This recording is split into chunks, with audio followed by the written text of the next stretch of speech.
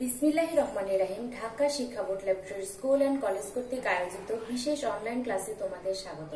আমি জান্নাতুল ফেরদৌসী, প্রদর্শক পদার্থ বিজ্ঞান। আজকে আমরা যে ক্লাসটি করব সেটি হচ্ছে অষ্টম শ্রেণীর বিজ্ঞান প্রথম অধ্যায়। অধ্যায়ের নাম হচ্ছে প্রাণী জগতের শ্রেণীবিন্যাস। তো অষ্টম শ্রেণীর শিক্ষার্থীবৃন্দ, তোমাদের সাথে 2021 সালের এটা আমার প্রথম বিজ্ঞান ক্লাস। তো চলো দেখি প্রাণী জগতের শ্রেণীবিন্যাসে কি আছে। দেখো, যাদের জীবন আছে তাদেরকে কি বলা হয়? জীব। এই জীব কিন্তু আবার দুই ধরনের, একটা হচ্ছে উদ্ভিদ আর একটা হচ্ছে প্রাণী। উদ্ভিদ কোনগুলা? উদ্ভিদ হচ্ছে যারা নিজেদের খাদ্য নিজেরাই তৈরি করতে পারে, অর্থাৎ খাদ্যের জন্য উদ্ভিদকে অন্য কিছুর উপর নির্ভরশীল করতে হয় না, তারা হচ্ছে উদ্ভিদ। আর প্রাণী হচ্ছে যারা নিজেদের খাদ্য নিজেরা তৈরি করতে পারে না, অর্থাৎ খাদ্যের জন্য প্রাণীকে কি উদ্ভিদের উপর নির্ভর করতে হয়, তাদেরকে বলা হয় প্রাণী। আচ্ছা দেখো, উদ্ভিদের শ্রেণীবিন্যাস আর প্রাণীর শ্রেণীবিন্যাস কিন্তু আলাদা আলাদা। তো এখানে যেহেতু আমাদের অধ্যায়ের নাম হচ্ছে প্রাণী জগতের শ্রেণীবিন্যাস, তো আমরা এখানে প্রাণীদেরকে নিয়ে কিভাবে শ্রেণীবিন্যাস করা হয়েছে সেটা নিয়ে আলোচনা করব। দেখো, পৃথিবীতে কিন্তু বৈচিত্র্যপূর্ণ অসংখ্য প্রাণী প্রজাতি রয়েছে, যার আমরা কিন্তু সঠিকভাবে এটা জানি না। তারপরেও এই পর্যন্ত আবিষ্কৃত প্রায় প্রাণী প্রজাতির সংখ্যা হচ্ছে 15 লক্ষ। তবে প্রতিনিয়ত এই প্রাণী প্রজাতির সংখ্যা কিন্তু বেড়েই চলেছে।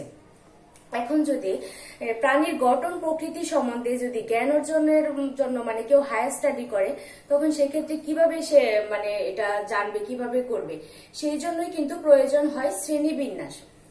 তো শ্রেণীবিন্যাস যে জিনিসটা কি, দেখো বোর্ডে আমি লিখে রেখেছি। শ্রেণীবিন্যাস হচ্ছে প্রাণীদেহে বিদ্যমান বিভিন্ন বৈশিষ্ট্য, বিভিন্ন প্রাণীর মধ্যে মিল, অমিল ও পরস্পরের মধ্যে যে সম্পর্ক রয়েছে তার উপর ভিত্তি করে জীবজগৎকে ধাপে ধাপে বিন্যস্ত করার পদ্ধতিটাই হচ্ছে যে পদ্ধতিতে ধাপে ধাপে বিন্যস্ত করার পদ্ধতিটাই হলো শ্রেণীবিন্যাস। দেখো তাহলে কি বলছে, প্রথমে প্রাণীদেহে বিদ্যমান বিভিন্ন বৈশিষ্ট্য। প্রাণীদের কিন্তু অনেক ধরনের বৈশিষ্ট্য আছে। তো সেক্ষেত্রে দেখা যায় যে অনেক একটা প্রাণীর সাথে আরেকটা প্রাণীর অনেক কিছু মিল রয়েছে, আবার অনেক কিছু অমিল রয়েছে। তারপরেও আছে আবার পরস্পরের মধ্যে একটা প্রাণীর সাথে আরেকটা প্রাণীর কিন্তু অনেক রকমের ধরনের সম্পর্ক রয়েছে। তার উপর ভিত্তি করে জীবজগৎকে ধাপে ধাপে বিন্যস্ত করার পদ্ধতিটাকেই বলা হয় শ্রেণীবিন্যাস। এই শ্রেণীবিন্যাস পদ্ধতিটা মনে করো যে একদিনে কিন্তু এটা হয়ে গেছে না। তো শ্রেণীবিন্যাস পদ্ধতিটা নিয়ে গবেষণার জন্য কিন্তু অনেক বিজ্ঞানীর নামই আসে। তো প্রথমে আসে এরিস্টটল, জন রে, তারপর আসে ক্যারোলাস লিনিয়াস। এরিস্টটল এবং জন রে শ্রেণীবিন্যাস নিয়ে গবেষণা শুরু করেছিলেন, কিন্তু সেরকম ভাবে তারা সফল হতে পারেনি। তো দেখো, একটা কাজ কিন্তু শুরু করলেই যে একজন মানুষ শুরুতেই যে সফলতা লাভ পেয়ে যাবে তা কিন্তু নয়। তো ওনারা শুরু করেছিলেন এরিস্টটল এবং জন রে, কিন্তু সফলতা পেয়েছে কে? বিজ্ঞানী ক্যারোলাস আর লিনিয়াস। বিজ্ঞানী ক্যারোলাস লিনিয়াসকে সেই জন্য বলা হয় শ্রেণীবিন্যাসের জনক। দেখো, ক্যারোলাস লিনিয়াস যে শ্রেণীবিন্যাস পদ্ধতিটা আলোচনা করেছেন, শ্রেণীবিন্যাস পদ্ধতিটা গবেষণা করেছেন, সেটা সে কোথায় করেছেন? কোথাও না কোথাও তো একটা লিপিবদ্ধ করেছেন, গবেষণাটা লিখেছেন বা কিছু একটা করেছেন। সেটা হচ্ছে 1753 সালে বিজ্ঞানী ক্যারোলাস লিনিয়াস তার স্পেসিস প্লান্টারাম নামক বইয়েতে শ্রেণীবিন্যাস সম্বন্ধে শ্রেণীবিন্যাসটা আর কি উপস্থাপন করেছেন, লিখেছেন।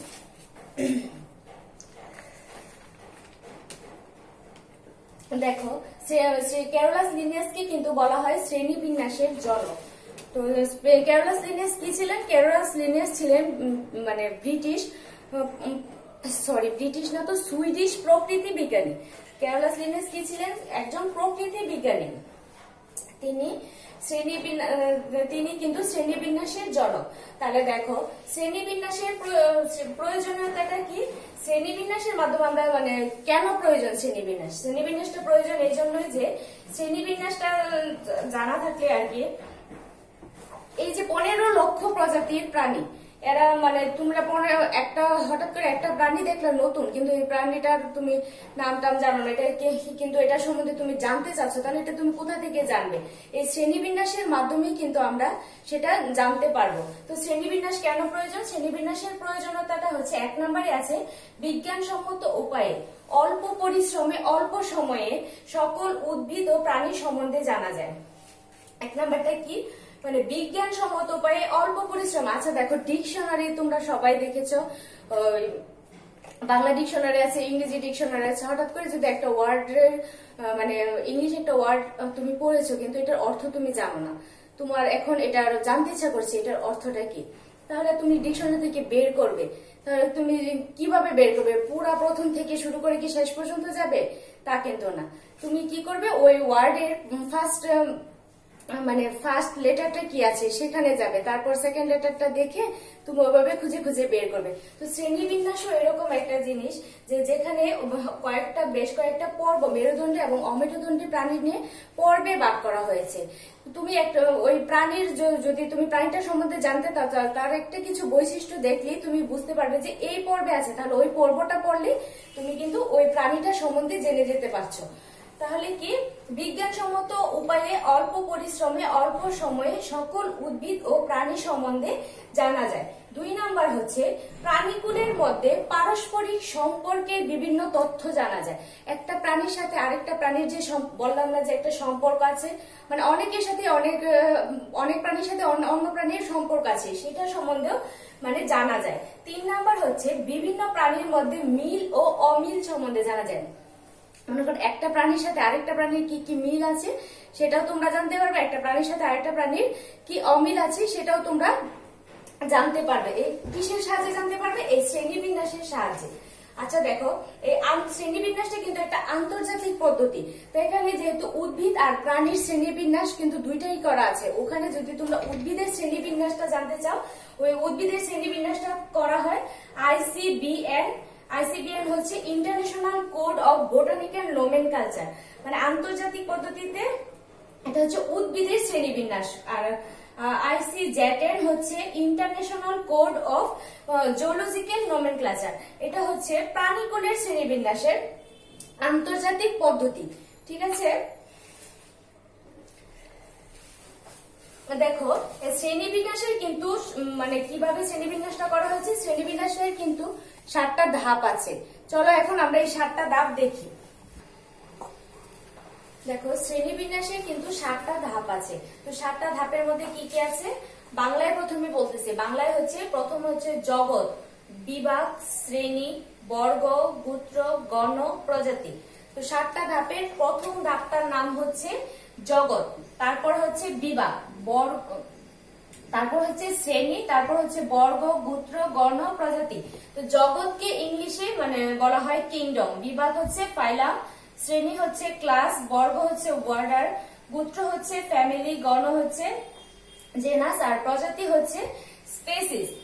এই যে শ্রেণীবিন্যাসের 7টা ধাপ, এখানে কিন্তু উল্টোপাল্টা করে লিখলে হবে না, একটার পর একটা একদম যেভাবে দেওয়া আছে সেভাবেই কিন্তু লিখতে হবে। মানে জগতের পরে বিভাগ না লিখে জগতের পরে শ্রেণী মানে উল্টাপাল্টা করে তুমি লিখে ফেলে সেভাবে কিন্তু হবে না, একটার পর একটা যেভাবে ধাপে ধাপে দেওয়া আছে ঠিক সেভাবেই কিন্তু লিখতে হবে। যদি তোমাকে মনে করো বলা হলো যে মানুষের শ্রেণীবিন্যাস করো বা তেলাপোকার শ্রেণীবিন্যাস করো বা হাঙ্গর মাছের শ্রেণীবিন্যাস করো, তখন কিন্তু সেই ক্ষেত্রে তোমার ওই শ্রেণীবিন্যাসের মানে ধাপের প্রথম শুরুতেই তোমার কিন্তু এই জগৎ লিখতে হবে, তারপর বিভাগ, শ্রেণী, এরকম করে মানে এই যে কয়টা ধাপ, এই প্রত্যেকটা ধাপ কিন্তু এই যে 1 নাম্বার, এটা 2, 3, 4, 5, 6, 7 একদম এই ধাপেই লিখতে হবে। এখন তুমি যদি মনে করো তুমি বাংলায় লিখবে তাহলে তুমি বাংলায় লিখতে পারো, আবার যদি মনে করো বাংলায় আমি লিখবো না শুধু ইংলিশে লিখবো তাহলে কিন্তু ইংলিশেও লিখতে পারো। ইংলিশে লিখলে kingdom, phylum, class, order, family, genus, species এভাবে লিখবে, আর বাংলা লিখলে জগৎ, বিভাগ, শ্রেণী, বর্গ, গোত্র, গণ, প্রজাতি এভাবে লিখবে। দেখো আমি একটা শ্রেণীবিন্যাস করেছি, সেখানে আছে মানুষের শ্রেণীবিন্যাস। তাহলে দেখি চলো মানুষের শ্রেণীবিন্যাসটাতে কি আছে। মানুষের জগৎটা হচ্ছে কি অ্যানিমেলিয়া, পর্বটা হচ্ছে করডাটা, মানে মানুষের শ্রেণীবিন্যাসের যে 7টা ধাপ, প্রথমে এই 7টা ধাপের নামটা লেখলা, তাহলে তখন মানুষের কোন জগতে আছে? মানুষের জগতের নামটা হচ্ছে অ্যানিমেলিয়া। তারপর পর্ব, মানুষের কোন পর্বের প্রাণী? মানুষ হচ্ছে করডাটা পর্বের প্রাণী। করডাটা মানে মেরুদণ্ডী পর্বের প্রাণী। আমি এই পর্বগুলো তোমাদেরকে পরবর্তী ক্লাসে পড়াবো। তারপরে হচ্ছে শ্রেণী, মানুষ পর্ব, জগৎটা হচ্ছে অ্যানিমেলিয়া, পর্বটা হচ্ছে করডাটা মানে মেরুদণ্ডী প্রাণী, আর হচ্ছে শ্রেণীটা হচ্ছে ম্যামালিয়া মানে স্তন্যপায়ী প্রাণী। মানুষ কেমন প্রাণী? স্তন্যপায়ী প্রাণী।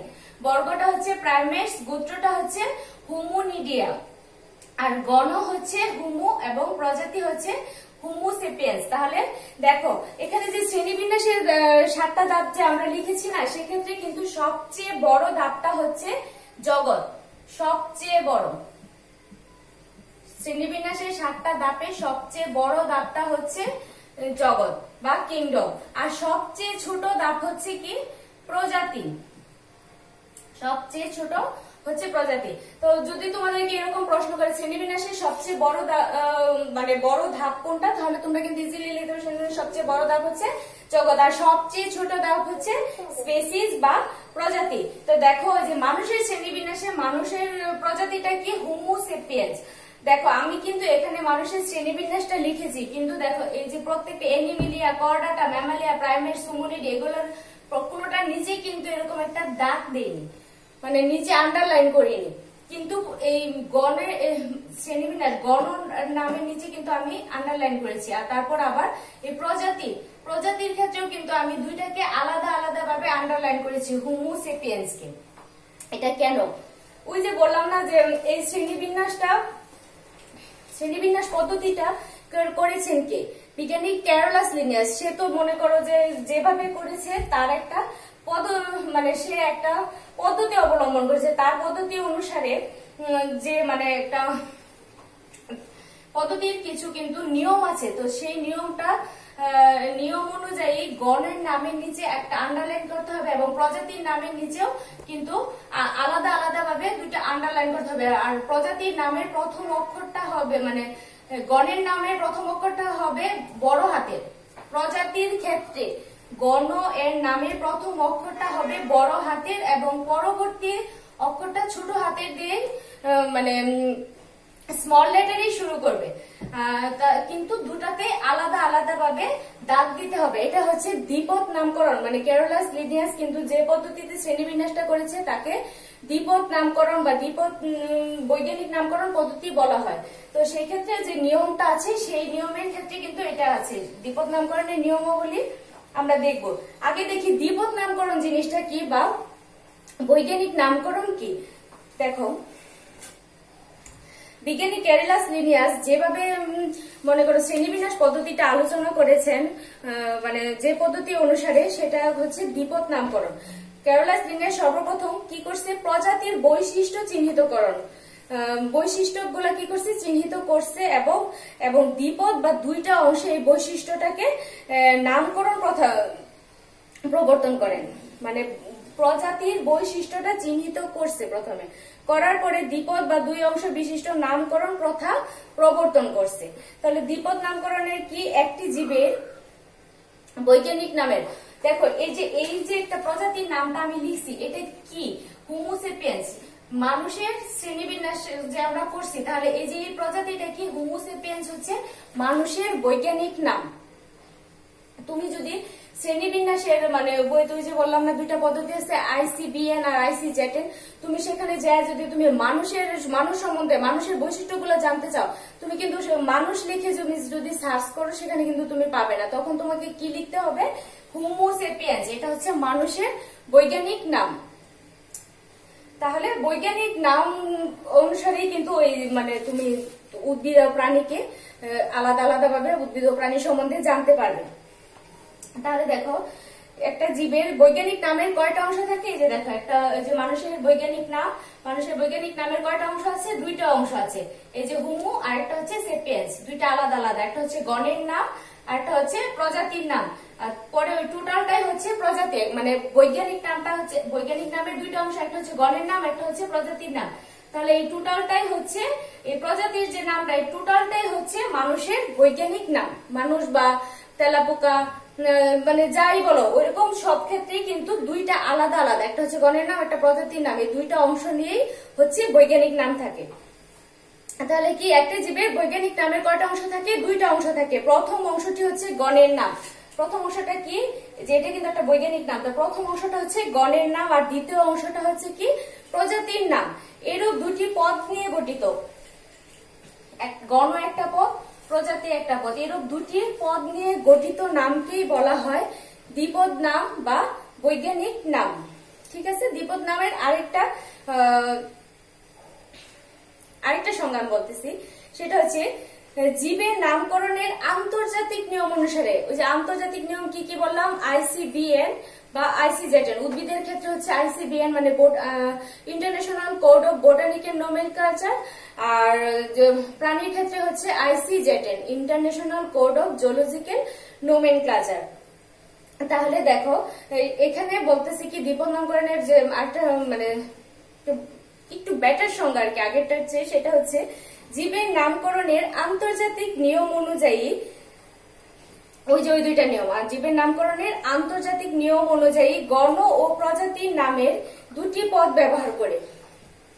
আন্তর্জাতিক নিয়ম অনুযায়ী গণ ও প্রজাতির নামের দুটি পদ ব্যবহার করে প্রাণীর যে নামকরণ করা হয়, আন্তর্জাতিক পদ্ধতি ব্যবহার করে আন্তর্জাতিক পদ্ধতি অনুযায়ী গণ ও প্রজাতির নামের দুটি পদ ব্যবহার করে প্রাণীর যে নামকরণ করা হয় তাকেই বলা হয় দ্বিপদ নামকরণ। দ্বিপদ নামকরণের কিছু নিয়মাবলী আছে, ওই যে বললাম এই যে গণের নামের নিচে তোমার আন্ডারলাইন করতে হবে, প্রজাতির নামের নিচে গণ এবং প্রজাতি যে দুটো তুমি আলাদা আলাদা যে পদ নিছো, দুইটা আলাদা আলাদা পদের নিচে আন্ডারলাইন করতে হবে। প্রথমে প্রজাতির মানে বৈজ্ঞানিক নামের প্রথমে গণের নামটা শুরু হবে ক্যাপিটাল লেটারে এবং প্রজাতির নামটা শুরু হবে স্মল লেটারে। এই যে এগুলাই হচ্ছে দ্বিপদ নামকরণের নিয়মাবলী। তো নেক্সট ক্লাসে আমরা আলোচনা করব এই শ্রেণী বিন্যাসের যে পর্বগুলো আছে, মেরুদণ্ডী অমেরুদণ্ডী প্রাণীর যে আলাদা আলাদা পর্ব আছে, 10টা পর্ব আছে, সেই পর্বগুলো নিয়ে। তো আজকের ক্লাস এ পর্যন্তই। সবাইকে ধন্যবাদ।